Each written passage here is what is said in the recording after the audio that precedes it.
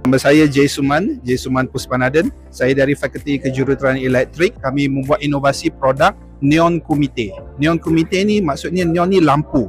Kumite ni maknanya adalah acara perlawanan dalam karate. Dan produk ni adalah khusus untuk komuniti sukan orang pekak. Ya, jadi dan produk ini juga telah digunakan dalam Second World Deaf Karate Championship yang telah berlangsung di Malaysia tahun lepas. Jadi produk ini sebenarnya dia adalah berkonsepkan lampu menggantikan bunyi kerana orang pekak tidak dapat dengar.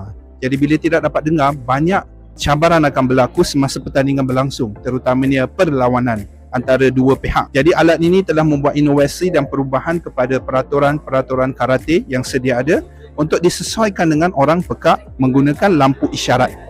Jadi di sini inovasinya, produk ini telah pun dikomersialise dan telah endorse dan diguna dalam pertandingan Second World Deaf Karate Championship pada tahun lepas. Dan yang kami banggakan adalah produk ini adalah hasil daripada projek FYP from scratch, from class to market.